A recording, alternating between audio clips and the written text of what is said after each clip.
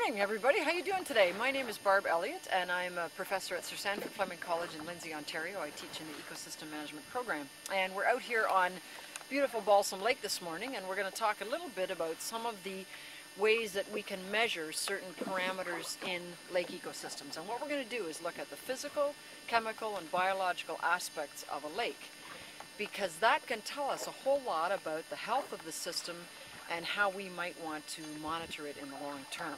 First thing we're going to start with is looking at some of the physical characteristics of lake ecosystems. And one of the first things we like to find out is the amount of light that's actually getting into the physical system, because how much light gets into our system also dictates to some degree how much heat gets into our system and whether the lake stratifies or doesn't, and that dictates a lot about the actual habitat available for fish in the lake.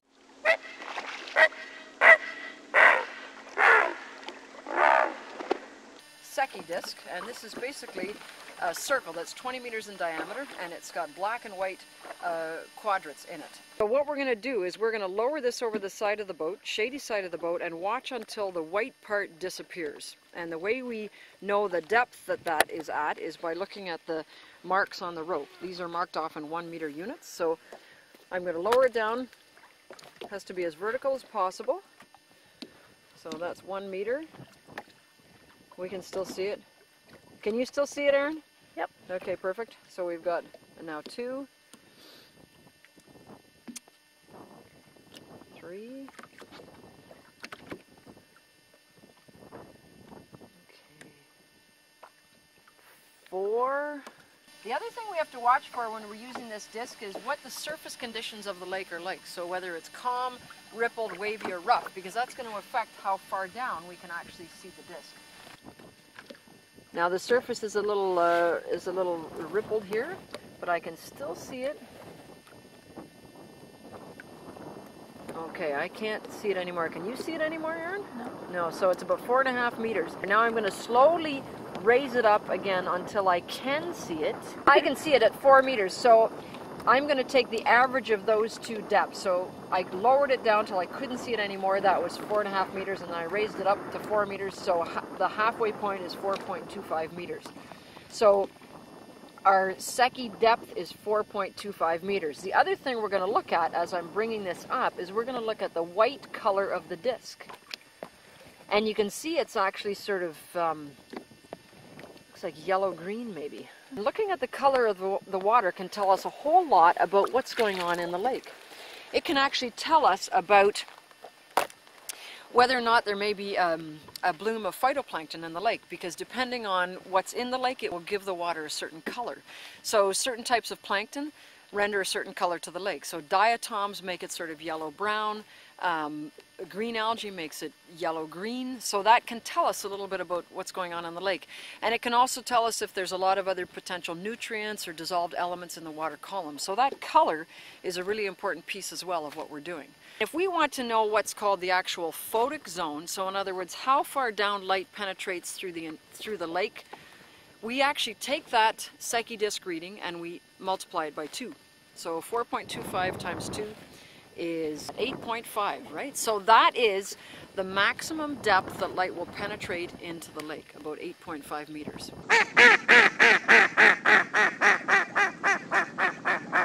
So the next thing we're going to do is look at another physical property of the lake, and that is temperature. And there's lots of different devices that we can use to look at temperature.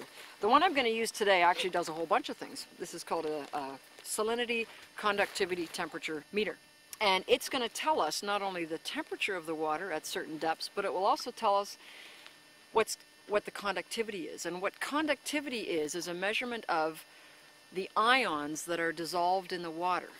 Conductivity is basically the ability of a medium, in this case water, to conduct an electric current. So the more ions that we have dissolved in the medium, in this case water, the more able the water is to carry an electric current. It's just like electricity in a wire in your house. We're just measuring it in water versus measuring it in a piece of wire. So by using this device, we can figure out what the conductivity is of the water. And that's actually a really interesting measurement.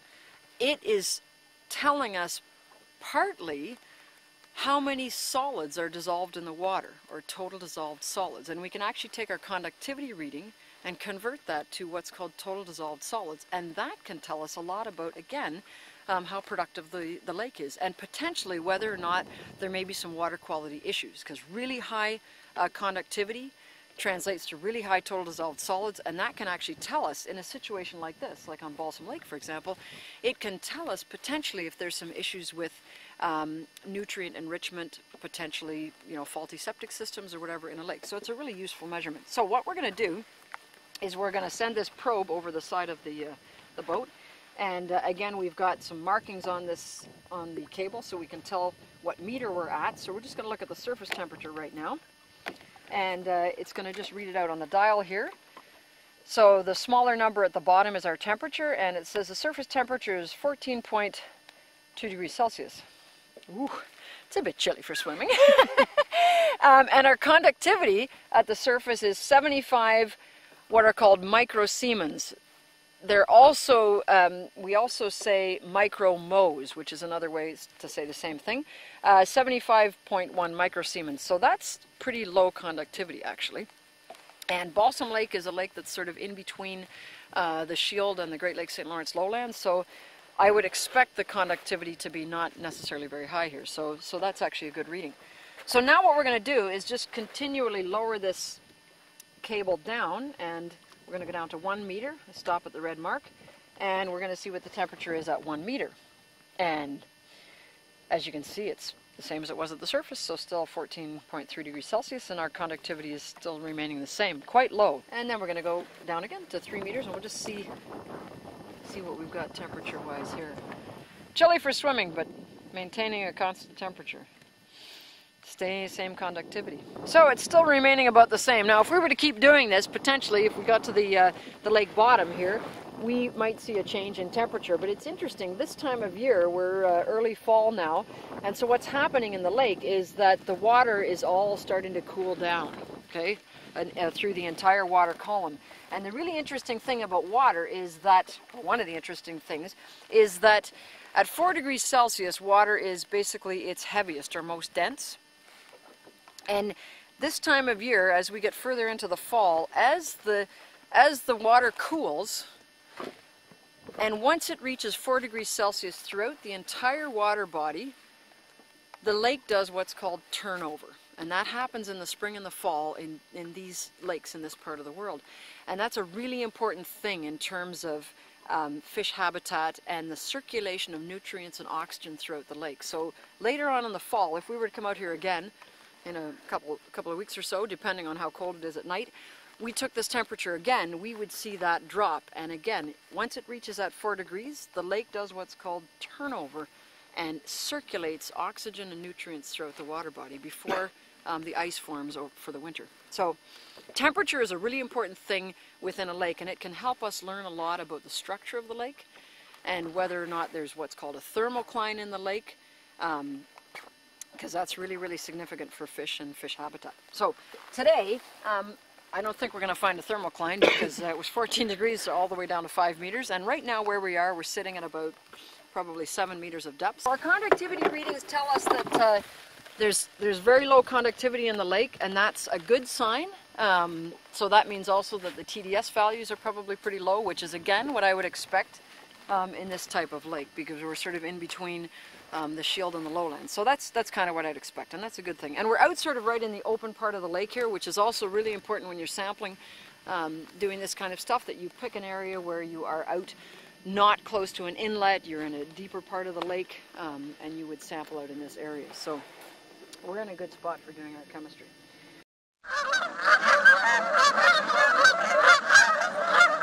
So now we're going to get into a little bit of chemistry and do some measurements of some of the other parameters that we have in the lake. This is called a Chemerer bottle, and this allows us to avoid diving to the depths of the lake at this time of year and freezing ourselves.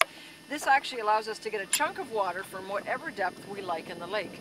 So the way this works is we have a tube that's basically open at both ends at this point, and when we get down to the depth that we want, we send down what's called a messenger. That's the messenger here, and it's a pretty heavy piece of metal, And what that does when we send it down the rope is it basically closes the bottle for us at whatever depth we have lowered the bottle to. See? So that allows us to get a piece of water from the bottom of the lake without us, as I said, having to dive down there ourselves and get it. So this is a really handy device. So what we're going to do is we're going to get a sample of water from the depth here, and as I said, it's probably about 7 meters where we are right now. So I'm going to lower this down again over the side of the boat. And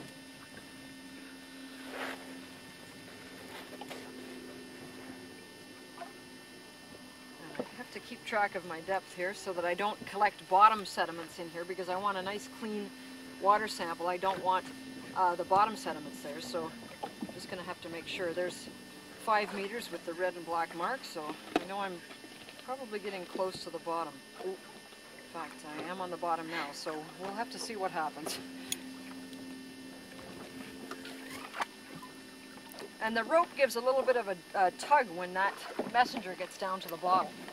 So we'll see what happens. Now, Phil's got a bottle ready for us, and what we're going to do is when I get this sample up, what we're going to do is rinse that sample bottle a couple of times with our sample water, so that we know that what we're testing is only the water that we've collected from that depth. So come on up, Phil.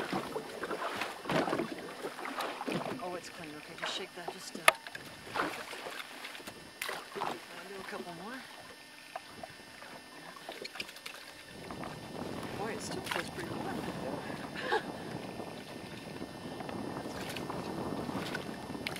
Okay, so now what we're going to do is we are going to fill this sample bottle up, and you'll notice that this camera bottle has a little nozzle on the bottom. So what I'm going to do is very carefully fill this sample bottle up, because one of the things I want to measure is how much oxygen is dissolved in the water.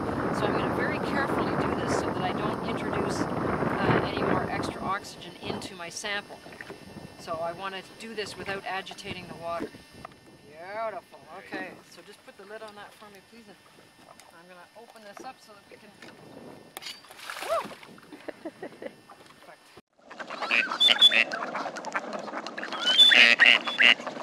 Okay, so now we've got a beautiful sample of water, and now we're going to do a number of chemistry tests on this to sort of, again, see what's going on in the lake. So the first test we're going to do is a dissolved oxygen test, and you can get these kind of kits all over the place. This one here is a Lamont dissolved oxygen test kit, and there's a bunch of steps that we're going to do to actually determine the amount of oxygen that is dissolved in this water sample.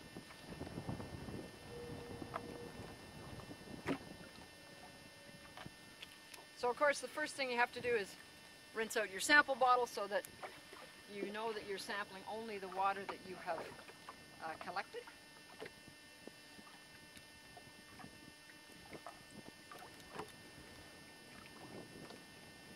And usually when we do limnology, which is lake studies, we rinse out our sample bottle 3 times. That's the standard. So now what I'm going to do is fill this right up to the top.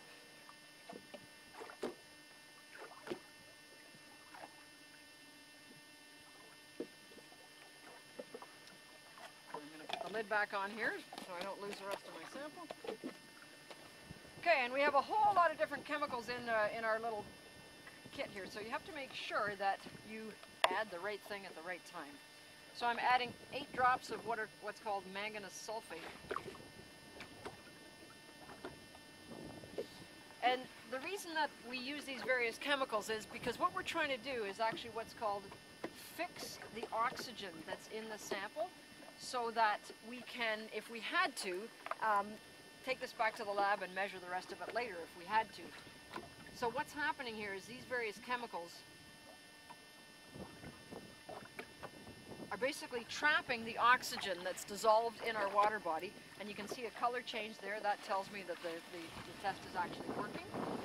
And after I add this next thing, I know that the oxygen is fixed. Now, one thing about oxygen in water, when we look at fresh water, is that as the temperature of the water increases, the amount of oxygen that the water body can hold decreases.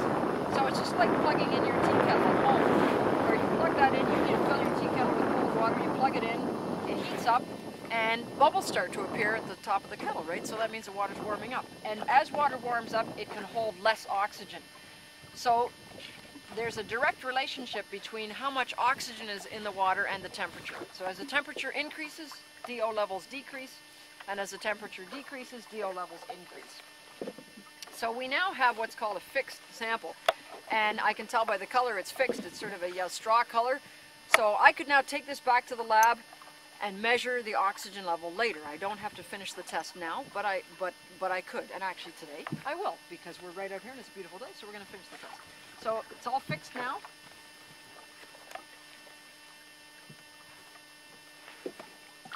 And I'm just going to rinse my titration tube, fancy words, and fill this up to the 20 ml line with my sample water. Oh, there, the sun's coming up.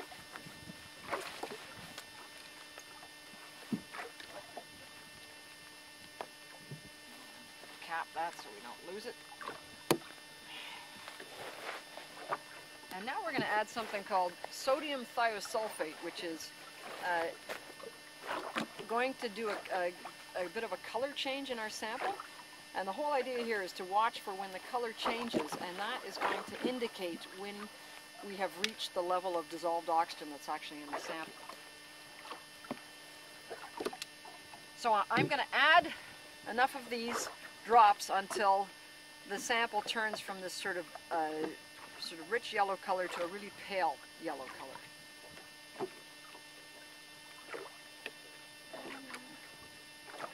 That's happening. You can see it's turning a little bit paler here.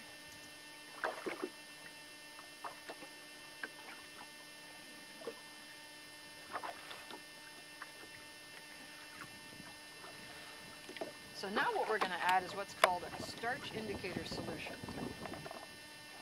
And that's going to turn the sample blue.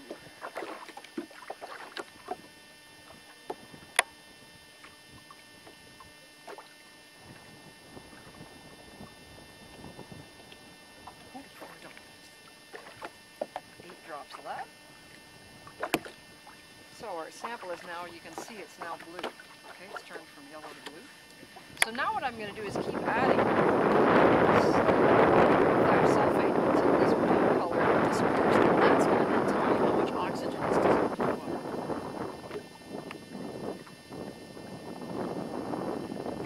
It's good to have a piece of white paper or something white that you can compare the color in your sample to. Okay, it's still blue here, but it's getting close.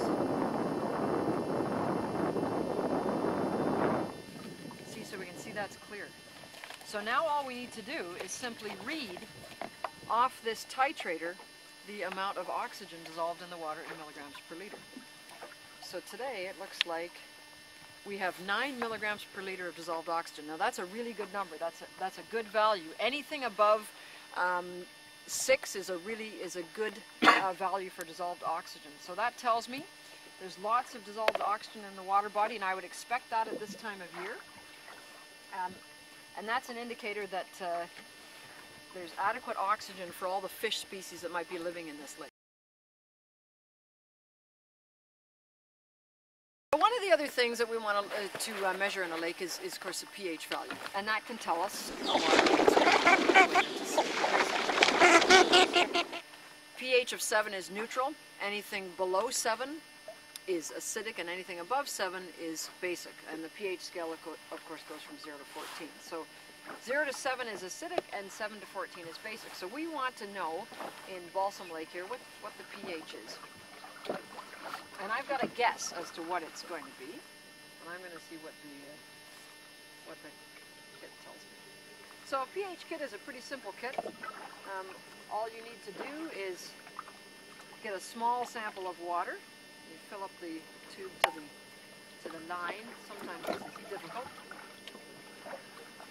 You just fill it up to the line, and then all you need to do is add 10 drops of your pH indicator solution, pH wide range indicator.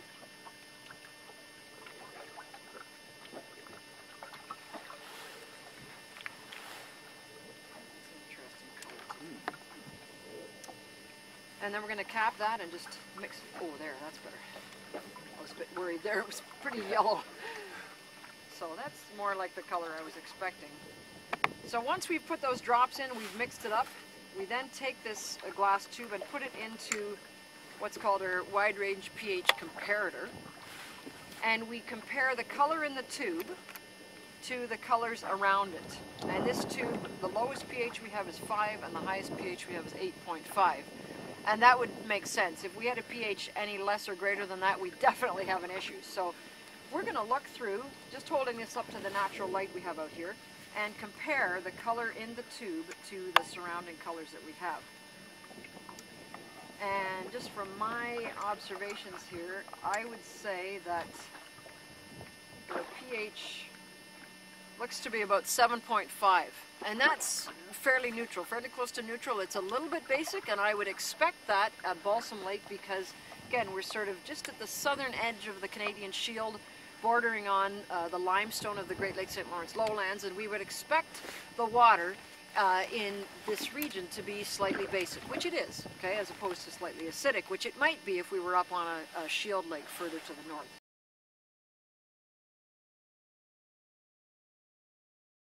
So the next one we're going to do is what's called hardness.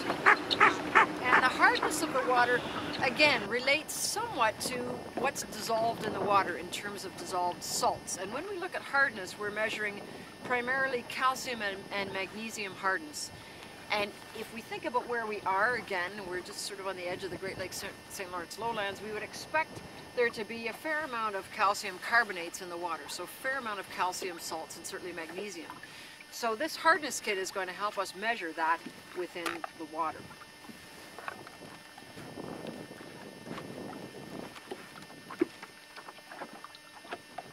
So what we're going to look at today is actually, we're going to look at total hardness. So that's the calcium and magnesium salts that we find in the water.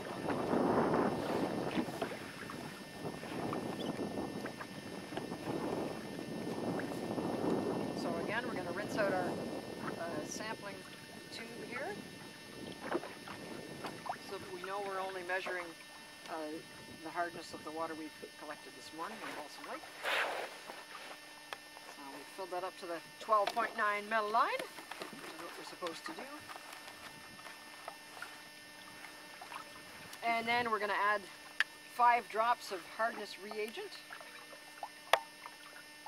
And again, in this test, all these tests are based on looking for some kind of color change. And when the color changes, that tells me that I'm basically at what's called the end point of the test.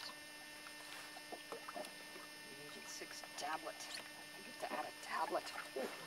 Sending one of these. It's amazing how they figured out to make all these little pills and stuff that make this work. I'm always impressed by that.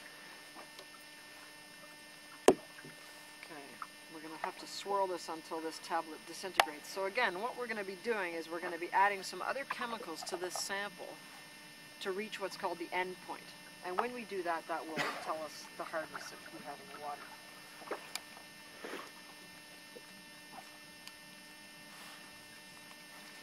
So again, we've got a titrator here, and we're going to add another chemical here, hardness reagent 7, lucky 7. And what we're going to do is add reagent here until this color changes to a blue color.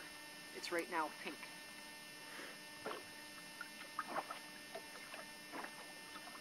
Now again, we're in a region where I would expect the hardness to be probably somewhere within the 150 to 200 range because of the nature of the bedrock on which Balsam Lake is sitting. So you can see the color is changing here. We've got purple and it's changing to sort of a blue color as I keep adding this reagent.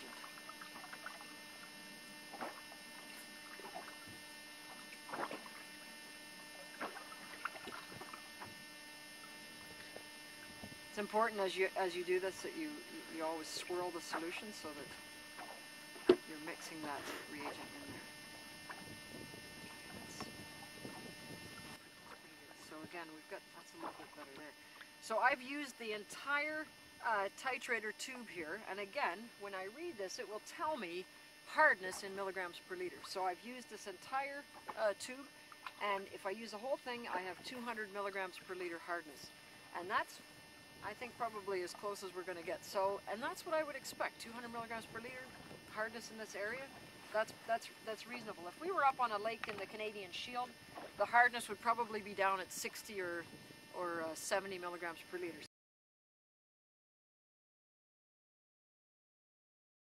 The last one we're going to do is a nitrate phosphate test kit. Now, of course, that nitrate and phosphorus are the limiting nutrients within an aquatic system, phosphorus being the most limiting. So in other words, productivity in the lake, so plant growth of phytoplankton and algae, is dictated by primarily how much phosphorus and then how much nitrogen is in the system. So these are really important parameters to measure within a lake, because that tells us a lot about the available nutrients and thus the potential productivity within the system. Okay, so these are really important parameters that we need to measure.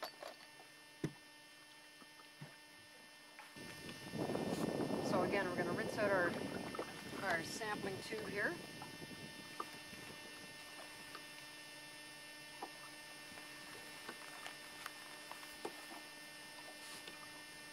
And fill it up to the 10 mil mark. Oh, it's fun doing chemistry. I feel like a mad scientist. I'm just going to set that in there so I don't lose it.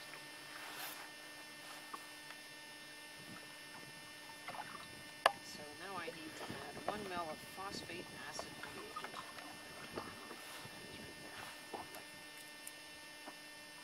And this is my 1 ml.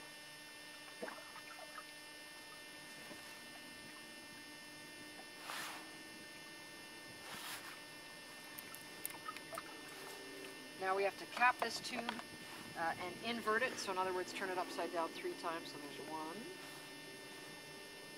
2, 3. And now we have to add a gram of phosphate reducing agent. There's the spoon I'm looking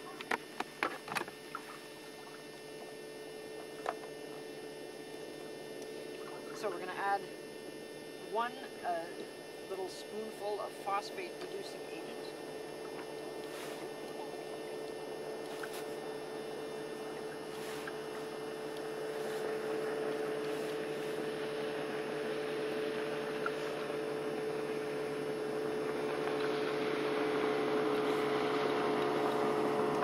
We have to cap that again. Make sure this is dissolved.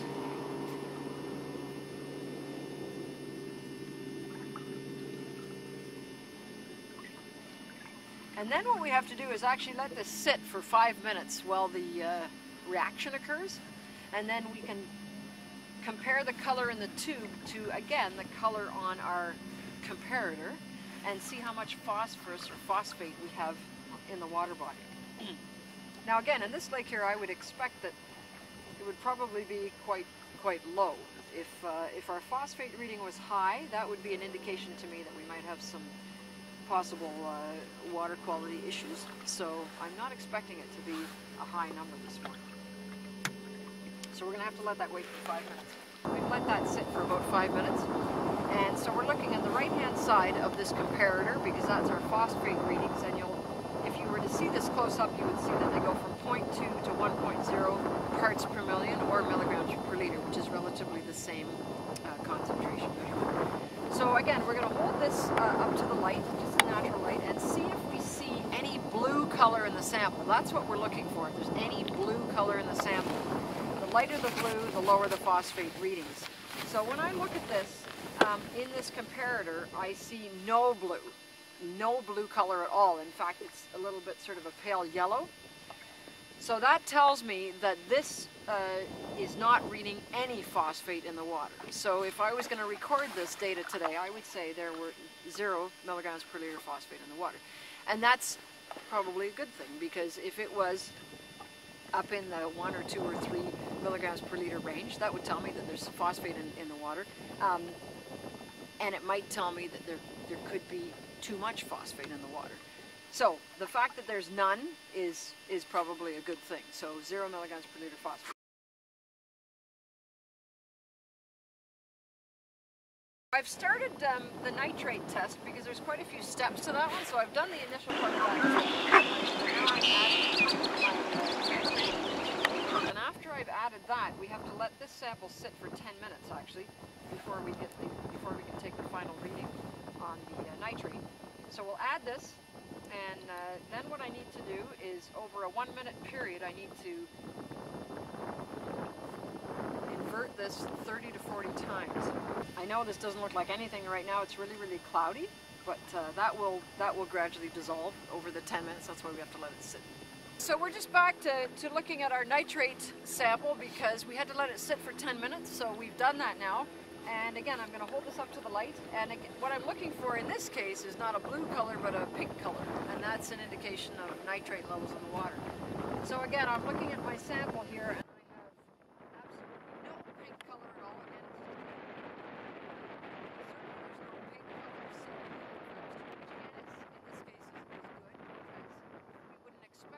high levels of nitrates, particularly at this time of year as we're coming into the fall and winter season. So again, nitrate phosphate today, we had 0 recordings, so that tells us that Balsam Lake is in pretty good shape. We don't have unusual levels of any of those chemical parameters, so that's a good thing.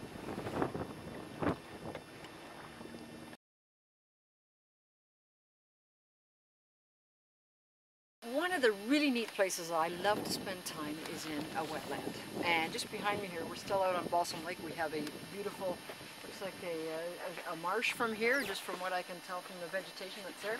And this is one of the many types of wetlands that we find in Ontario and around the world. And wetlands, of course, are areas where the water table is at or above the surface for all or most of the year. So basically wetlands are pretty much flooded land. That's really what they are. And we've got lots of different types of wetlands or classes of wetlands. Marsh, bog, fen, and swamp. Those are the 4 major types of wetlands that we find throughout Ontario and actually around the world. And also we have shallow open water wetlands as well, which we find sometimes along the shores of lakes and rivers. So wetlands are all over the place. Of course, we've lost a lot of wetlands in southern Ontario due to development, but in northern Ontario and parts of Canada there's still lots of wetlands. We find extensive amounts of them in northern Ontario, Newfoundland, Manitoba, Saskatchewan. Anyway, so flooded land, so what the heck are they good for? Well, wetlands are really, really important. They are excellent habitat for a wide variety of organisms.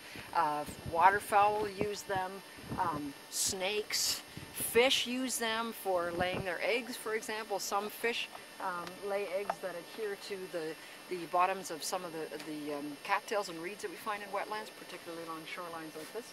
So they're important fish habitat, frogs, all sorts of different organisms use wetlands. So they are really, really important habitat for a variety of wildlife. Of course, wetlands, when we look at watersheds within an area, wetlands are places that really act as sponges. They actually help to hold water for times when we may have a drought. They hold water and slowly release it back into the ecosystems. Wetlands actually function as a filter. They help to purify the water and clean it within the aquatic ecosystem. Great for biodiversity, as I said, lots of different organisms live there. They're critical parts of a watershed when we look at a bigger picture thing. So really, really important. Of course, they're under lots of threat now due to shoreline development in parts of Ontario and around the world. We've got lots of coastal wetlands along the Great Lakes shorelines, and also all over the world, places like Indonesia, Thailand, the Caribbean, places like that. Wetlands are being transformed, filled in, covered over, etc. for development of all sorts, and also for different things like aquaculture. We lose wetlands for that as well. And some of you may or may not know that Hurricane Katrina, which came through New Orleans a couple of years ago, one of the reasons that it was very devastating for that area was the fact that they have lost a lot of their coastal wetlands due to petroleum development, coastal development of all sorts. And in fact, had more of the wetlands been there, it would have helped reduce the energy of that storm coming onto the shoreline. So wetlands are critical for those things as well, particularly when we look look at ocean environments. So they help absorb that energy from the ocean environment. So Katrina is a good example of the loss of wetlands and how that can actually affect the health of the ecosystem and the surrounding landscape. So wetlands are pretty important. One of my favorite places in the world.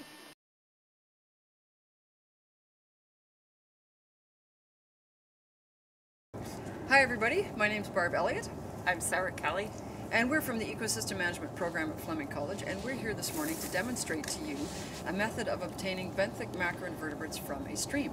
And the method that we're going to use is called the stationary kick and sweep technique, where we will be working in a 1 meter square area of the stream, a riffle area to be exact, and we will be collecting invertebrates from that area and then taking them back for examination later in the lab. So there's a few things that you need to know about this technique, and the first thing is that when you're coming into your sample area, you need to make sure that you approach the site from downstream. So that's what we're going to do, so that we don't disturb the invertebrates that are there for us to sample. So we're going to approach from downstream. We have our kick net with us and our little rinsing bottle, so we're going to approach the site from downstream. And when we're looking for a riffle area, what we want is basically fist-sized materials within the bed of the stream, and we're looking for a place where the surface is broken. So in other words, we've got some oxygen coming into that part of the stream. Now if our water level was a little bit higher, these rocks might be completely covered, but at least we know that there is the appropriate size of substrate for our sampling procedure. So riffle area, cobble-sized, fist-sized material, and what we're going to do is set our net across the stream at right angles to the current flow to make sure that we catch the creatures that I will disturb coming into the net. So Sarah's going to set the net up, and this is just a net made with a couple of hockey sticks or 2x2s. You can use whatever you like, and we've got some screening here, basically window screening. And so what Sarah's going to do is she's going to set that across at right angles to the current flow. Now if you feel you need to actually secure the bottom of the net so that we don't lose the invertebrates out of the bottom of the net, you can set some stones along the bottom, but make sure when you do that that you select the stones from within your 1 meter square area. So just to give you a sense of the size here, this is a meter across roughly this way, so we're going to be sampling a meter across this way and then a meter up the stream here, making basically a 1 meter square box. So what I am going to do is, because I want to make sure I don't lose my critters, I'm going to put some of the stones on the bottom of the net here this morning, just so that we don't lose everything that we are sampling. But you notice I'm taking the rocks from inside my sampling area. Okay, so the next thing we're going to do is Sarah's going to be timing me to make sure that I kick this area for 1 minute, and I'm going to do that with my boots. And then I will be sweeping the surface of the rocks with my hands for another minute. So it's overall a 2-minute process. So you just tell me when you're ready to get the timing going. The other thing Sarah's doing is she's got the net tipped back on about a 70-degree angle so that we make sure we catch the creatures. Okay, and you may begin. So you'll notice what I'm doing is I am using my boots to sort of kick up this material so that I dislodge the invertebrates that are resting underneath these stones.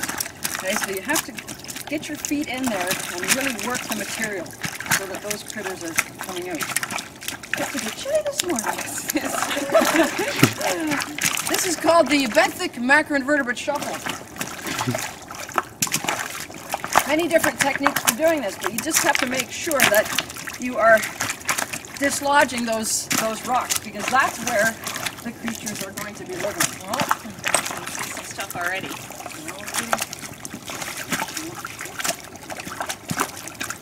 So you just tell me when a minute's up there. I will.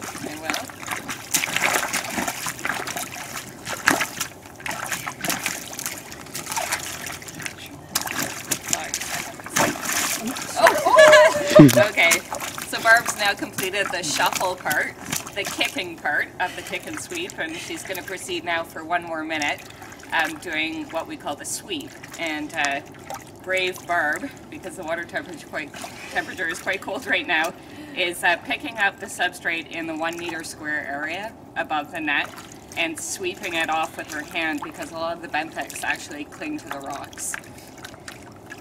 And if I was them, I'd be clinging to them too this morning. So I can see the critters on here, though. Yeah. We have lots. Okay, just got 25 seconds to go. So This is the sweeping part of the protocol. So kick and sweep, that's why it's called that, as Sarah said. You're almost done. How are we doing? You got 5 seconds left. Okay, Barb has now completed the sweeping part of the protocol. Okay, so now what we're going to do is we have to remove the rocks from the bottom of the net and make sure that when we lift this up, we actually have all the creatures, along with the ice, that we collected this morning. So now what we're going to do is rinse the net down. She's got it, okay. So we're doing this just to make sure that we get all of the creatures down into the bottom of the net. Because from here we're going to transfer them to our sampling basin. Now it's important, you'll notice that I am rinsing the net down from the outside, okay, because we don't want to rinse it from the inside. That might add more invertebrates into the sample than what we actually have. So that's why we're doing this. And the other thing you'll notice is that Sarah's got the net such that the top of it is separated. She's got her fingers in between the two wooden sticks so that the material doesn't get stuck on the net and gets brought down to the bottom. That makes it easier for us to dislodge the organisms. Ice cubes.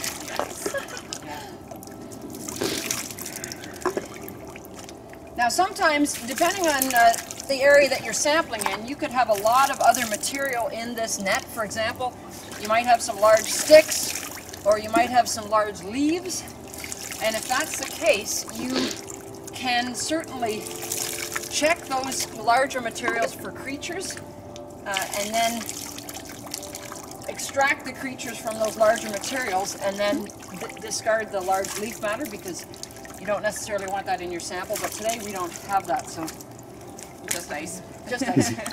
Looks like we got, I think it looks pretty clean. All right. Okay, so now we're going to come over to our bucket and we're going to transfer our critters to the bucket.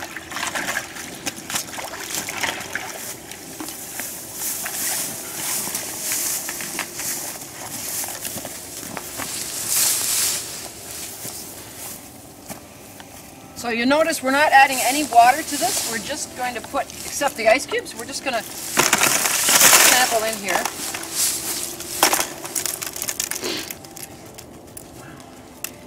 And here's the time where you need to really examine the net to make sure that you have all the creatures off the net. Oh, there's a water penny there. Yeah. Sometimes people use a brush for this, like just a sort of a soft brush to brush them down. I use my hands, I'm not worried about that. But you'll notice there are still some creatures here on the net, so we have to get them off. Oh, there's more. But wait, there's more. Oh, there's another one.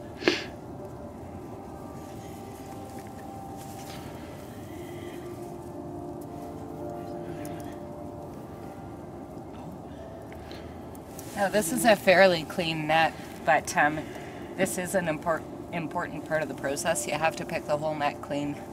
In other instances, the net will be quite dirty, and it'll take you quite a bit of time to do that. That's right. We don't have a lot of leaf matter here this morning, as Sarah said, so, but if we did, it would take us a bit more time.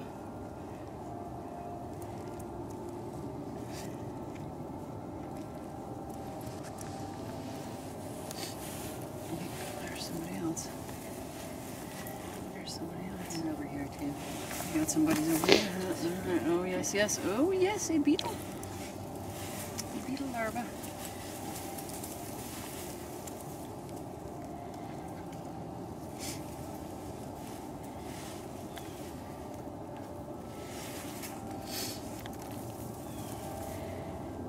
Sometimes I put my hand under it. It's easier to see if there's anybody. Anyone's still there. Okay, that's looking good.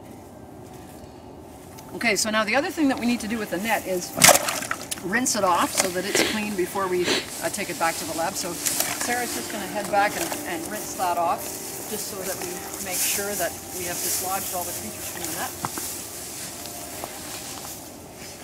You okay with that? Oh yeah.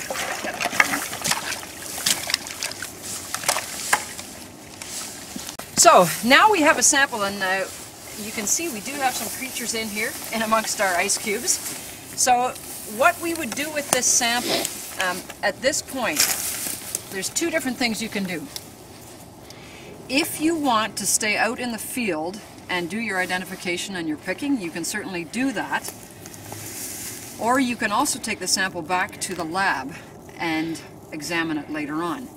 If you want to do the picking live, that's all good. You have to do that within 48 hours of collecting the sample, and it has to stay in the fridge so that the organisms don't start to degrade. So what you would do if you were going to stay in the field and pick this sample is you would take a small sample of what's in your basin. So for example, that much stuff right there. I've got lots of creatures on my hands. And then you would add a little bit of water to the sample.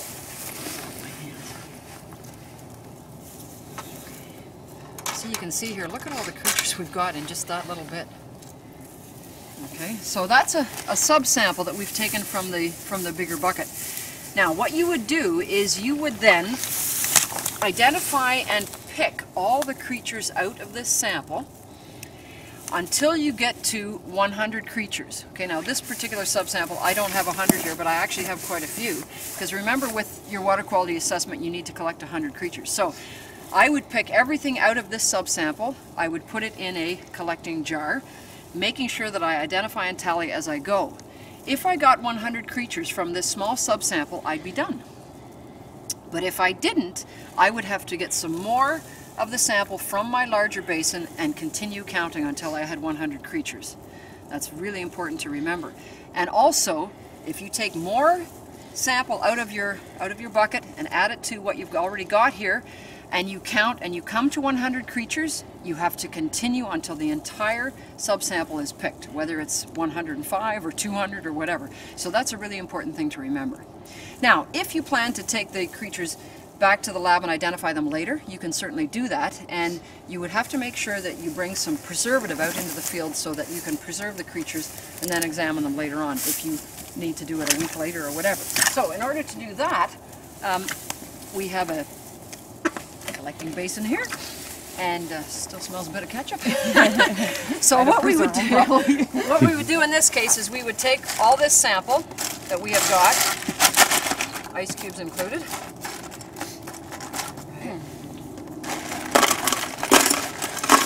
and put it into our collecting vial. Still have lots of creatures in here that we have to get out. Now again, I'm not going to add any water to this, I'm just going to add preservatives. So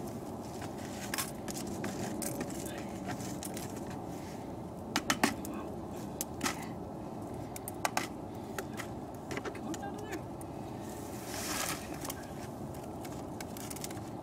Okay, what I might do is just take some of the alcohol and just put it in here to get these ones down.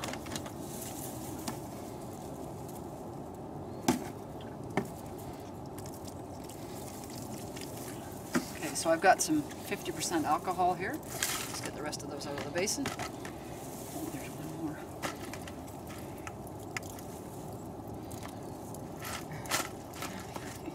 Snap, crackle, pop. Okay, so then I would just add enough preservative into my collecting basin to make sure that the sample is covered. Okay, stir it around so that everybody gets some alcohol. And then put the lid on. And now I can take this back and I can examine it a week from now or a month from now or whenever. So those are the two different things that you could do once you have collected your sample.